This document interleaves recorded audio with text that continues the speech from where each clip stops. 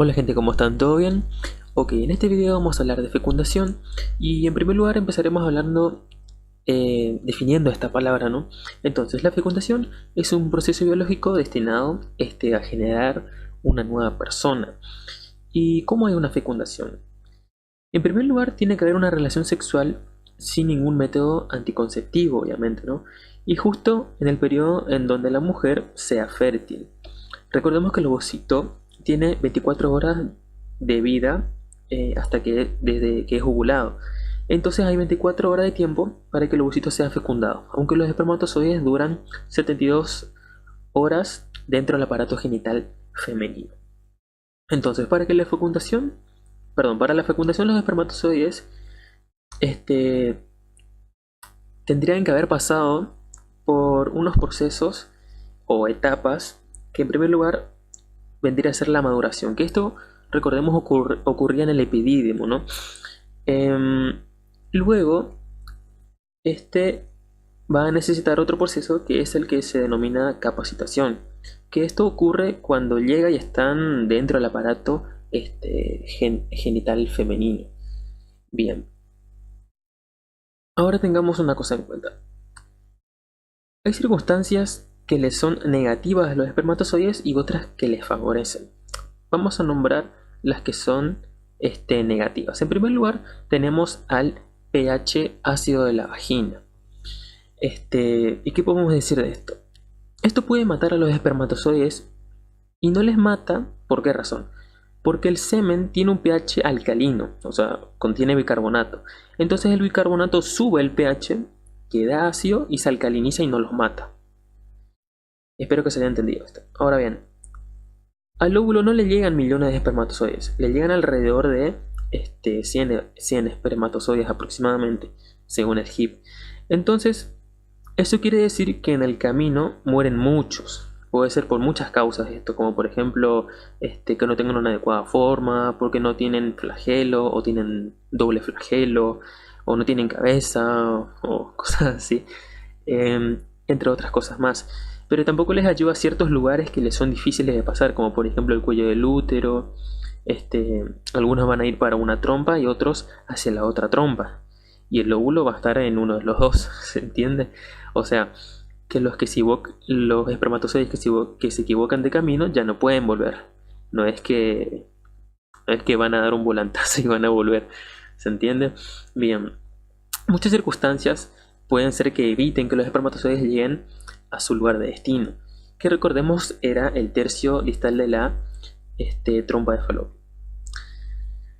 Entonces el ovocito 1 sale como ovocito 2, detenida por fase de la segunda división meiótica. Alrededor, recordemos que contiene una estructura que es la membrana de Pelucia, y alrededor de este contiene otra estructura más que es la denominada corona radiata o corona radiada, que es como lo podemos ver en esta imagen. Acá tenemos la membrana Pelucia y por fuera tenemos a la corona radiata. ¿Está? Bien. Bueno, entonces yo lo puse como camino hacia el destino, ¿no? Bien, después tenemos circunstancias que favorecen a los espermatozoides, que son tres, y vamos a ir nombrándolas. Pero en primer lugar tenemos a la hiperactivación. La hiperactivación, para que ustedes lo entiendan, perdón, es un movimiento que lo hace el flagelo, ¿está? Que esto ayuda al espermatozoide a poder trasladarse, digamos, a poder moverse y llegar a su lugar de destino. Funciona como una especie de motor, digamos, para que pueda llegar a su lugar de destino.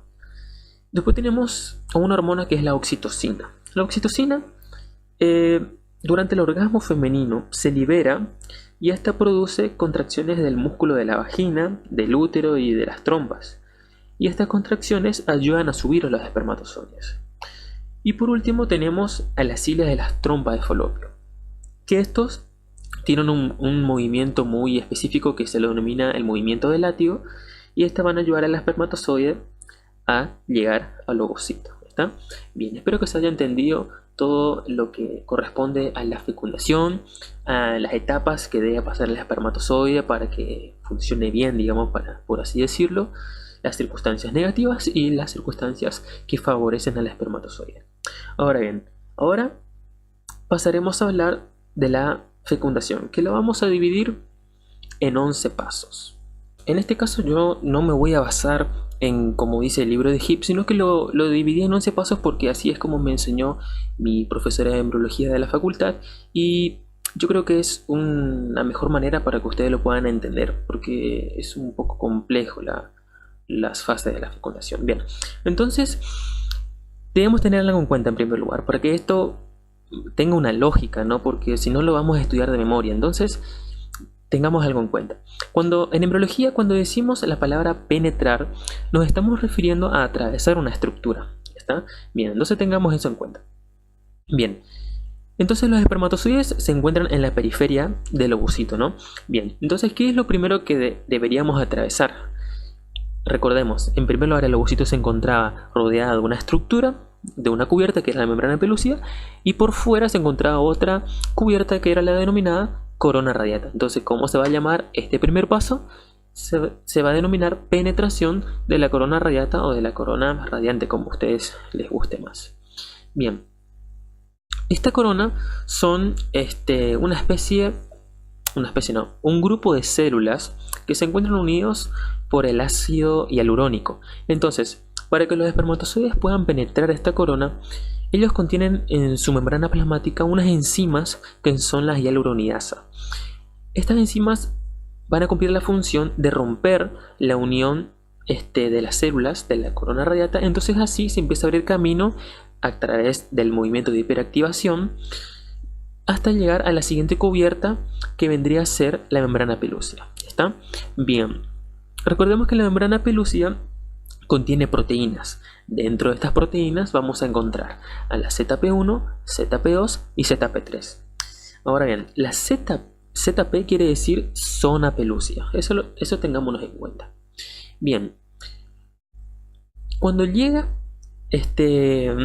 a la membrana pelúcida, tiene que hacer el reconocimiento y adhesión. Este es un paso muy importante porque sirve para saber si los espermatozoides son de la misma especie, ¿no? Que el ovocito, por así decirlo. O sea, es decir, si son humanos en este caso.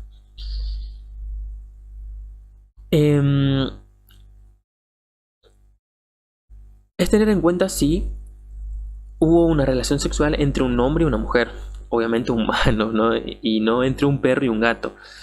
Entonces, ciertas proteínas del espermatozoide se tienen que juntar con las proteínas de la membrana pelúcida y decir somos de la misma especie y podemos fecundar. ¿Está? ¿Se entiende? Es como una llave y una cerradura. Solamente va a ser una la que va a encajar y va a abrir. ¿Está? Bien, espero que se haya entendido esa parte. Y obviamente que si son de distinta especie, directamente ahí ya se termina la fecundación.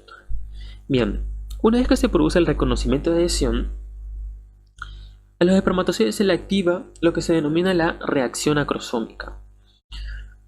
La reacción acrosómica implica que la membrana plasmática del espermatozoide se pegue a la membrana externa del acrosoma y forme ciertos espacios que son denominados poros, que es por donde van a salir o se van a escapar las enzimas acrosómicas.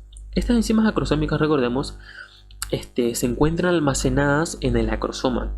El acrosoma es una especie de envoltura a manera de casquete que envuelve la cabeza del espermatozoide. Bien, esto va a provocar el desprendimiento de la corona radiata y de sus células entre sí. Y esto nosotros lo denominamos denudación. Bien, entonces acá podemos ver cómo se produce el reconocimiento de adhesión. Una vez que toma contacto con la membrana pelúcida, se produce la reacción acrosómica. Acá podemos ver los poros, que es por donde se van a escapar estas enzimas acrosómicas, y también se está produciendo la denudación por la salida de estas enzimas acrosómicas, que recordemos tenían la función de provocar el desprendimiento de la corona radiata y de sus células entre sí. ¿Está? Bien. A continuación, para llegar al ovocito tenemos que atravesar una cubierta más. Si ya atravesamos a la corona radiata, ¿qué nos queda por atravesar? Nos queda por atravesar la membrana pelúcida. Entonces, ¿cómo se va a llamar a este paso? Penetración de la membrana pelúcida. En este caso, el espermatozoide debe hacer un agujero a esta membrana para poder avanzar, así como lo hizo con la corona radiata y lo hace también a través del movimiento de hiperactivación, que para que ustedes lo entiendan sería como un taladro, ¿está? Sería como un taladro, para que ustedes lo entiendan mejor. El primer espermatozoide que logre atravesar la membrana pelúcida se va a encontrar con la membrana plasmática del ovocito y ahí se van a fusionar. Y esto es lo que nosotros denominamos fusión de membranas. ¿Está? Bien. Entonces, el primer espermatozoide que logre contacto con la membrana plasmática del ovocito es el que gana la carrera, por así decirlo. ¿Se entiende? Bien, ese espermatozoide es el que va a aportar los 23 cromosomas. Bien, una vez que entra el primer espermatozoide, ¿qué tenemos que hacer? Tenemos que evitar que entren más.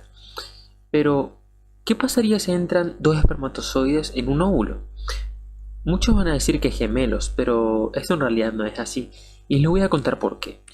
Si yo tengo un ovocito que tiene 23 cromosomas y entra un espermatozoide que tiene 23 cromosomas, voy a tener una célula diploide. Pero si entra otro espermatozoide voy a tener una célula triploide. Es decir, que de cada cromosoma, en vez de tener un par, van a haber 3. Y esto sabemos que no es normal. Imagínense, si hay 3 del cromosoma 21, vamos a tener síndrome de Down. Entonces, acá habría 3 cromosomas de todos, digamos, ¿se entiende? Y esto no es viable y directamente se aborta espontáneamente en algún momento. Espero que se haya entendido el por qué no hay gemelos. Más adelante voy a hacer un video de cómo es que se forman los gemelos para los que estén interesados. Es la clase de embarazos múltiples que lo voy a dar más adelante. Bien, sigamos con lo nuestro. Entonces, entra un solo espermatozoide. Se fusionaron las membranas. Tenemos que cerrar la posibilidad de que esto siga. Y esto se llama bloqueo de la polispermia. Ahora, presten atención a esto porque es un tanto complejo este paso o esta fase. El bloqueo de la polispermia es un mecanismo celular muy complejo, pero es muy interesante al mismo tiempo. Y les voy a explicar por qué. ¿Se acuerdan que las membranas están polarizadas? O sea, son negativas con respecto al exterior que es positivo. Bien. Lo que pasa es que se abren unos canales en el ovocito de sodio y de calcio que hacen que entre sodio y calcio masivamente. Y esto provoca que el interior sea positivo con respecto al exterior. Y este cambio de polaridad va a hacer que los espermatozoides que quieran llegar sean rechazados. Es algo así como los imanes. Porque fíjate, si pones los polos desiguales de los imanes, ellos se van a atraer. Si los pones desiguales. Pero si los pones los polos del mismo, digamos, ellos se van a repeler. ¿Se entiende? Se repelen. Entonces, lo que pasa acá es que se cambió la polaridad a la membrana y los que estaban llegando se encuentran rechazados por un tema electromagnético. ¿Se entiende? Bien. Además ocurre una cosa más. Ocurre una reacción que por causa del calcio que ingresó va a hacer que unas vesículas que tiene el ovocito, que son unos gránulos con líquido, que son las vesículas corticales, o también en el HIP dice gránulos corticales, estas se pegan a la membrana y mandan hacia afuera el líquido. ¿Se entiende? De esta manera queda la membrana plasmática y la membrana pelúcida separadas por este líquido, ¿está? Que se encuentra en el medio. Entonces los espermatozoides que vienen y agujerean la membrana pelúcida ya no se van a poder encontrar con la membrana plasmática porque se encuentran con un río que pasa por el medio, ¿está? Y esto es el paso denominado el bloqueo de la polispermia. Bien, después el ovocito que estaba detenido en segunda división meiótica termina la segunda división meiótica porque todavía no es óvulo. Entonces, el siguiente paso es el denominado la activación del ovocito. En el libro dice reasunción, que quiere decir que se activa la segunda división meiótica y termina, ¿está? Es simplemente eso. Ahora bien, debemos saber que no existe óvulo si no hay fecundación. Cuando hay ovulación sale como ovocito 2, recordemos eso. Y si no hay fecundación se muere como ovocito 2, ¿está? Bien. Pero ahora, como ya completó su división, tenemos el óvulo fecundado. Entonces, tenemos el núcleo del óvulo y el núcleo del espermatozoide. Entonces, el siguiente paso se va a llamar formación de los pronúcleos masculino y femenino, como lo podemos ver acá. Acá podemos ver cómo se produjo la fusión de membranas, después obviamente el bloqueo de la polispermia, ¿no? Después se produce la activación del ovocito, que corresponde a la segunda división meiótica, y acá podemos ver cómo se van formando el pronúcleo masculino y femenino. Bien, ¿qué pasa en este paso? O en esta fase. Cada núcleo tiene 23 cromosomas y que todavía no se juntaron. Entonces, entran en fase S del ciclo celular, que es en donde se duplica el ADN. Y luego en fase M, que es en donde se divide por mitosis. Entonces va a tener por fase, metafase, anafase y telofase. ¿Está? ¿Se entiende? Bien. Entonces, en esta fase se duplican su ADN y van a tener 23 cromosomas duplicados. Y de a poco estos núcleos se van a ir acercando hasta que se fusionan. Y queda un solo núcleo, y eso nosotros lo vamos a denominar singamia. ¿Está? Bien. Luego se divide y los cromosomas se ubican en el plano ecuatorial. Y esto nosotros lo vamos a denominar anfimixis. La anfimixis simplemente corresponde a la metafase, ¿está? Y bueno, así es como llegamos al final de la fecundación y posteriormente al comienzo de la segmentación, como lo podemos apreciar acá. Ahora bien, esta clase realmente fui bastante rápido porque si no el video se hace muy largo, entonces traté de explicarlo más rápido. Si es que no entendieron algo, vuelvan hacia atrás del video y lo escuchan las veces que sea necesario. Bien, ahora les voy a hacer una pregunta. ¿Alguna vez se pusieron a pensar por qué razón se da la fecundación en el tercio externo de la trompa de falopio? Porque, o sea, no se puede dar acaso en el tercio medio. Y la respuesta es bastante sencilla. ¿Por qué razón? En el tercio externo de la trompa de falopio es muy ancho, ¿se entiende? Y cuando nos vamos dirigiendo hacia medial es un poco más estrecho el camino. Entonces no se puede pasar mientras tenga la corona radiata, ¿se entiende? Bien, es como si fuera que no puedes pasar a través de una puerta si tenés mucha ropa, ¿se entiende? Para poder pasar por ahí tenés que sacarte toda la ropa, ¿se entiende? Es simplemente por una cuestión anatómica. Entonces cuando ovula, siempre se queda en el tercio externo de la trompa de falopio a la espera de los espermatozoides. Luego, cuando se produce la denudación, entonces puede continuar con su camino. Entonces así el útero tiene una semana de preparación para la llegada del cigoto, ¿se entiende? Es simplemente eso. Y bueno, gente, así damos por finalizado esta clase. Si todavía no viste el video de generalidades, gametogénesis, ciclo ovárico y ciclo endometrial, te voy a dejar acá arriba un pequeño link directo para que puedas verlo. Y bueno, les mando un gran abrazo y éxitos en todo.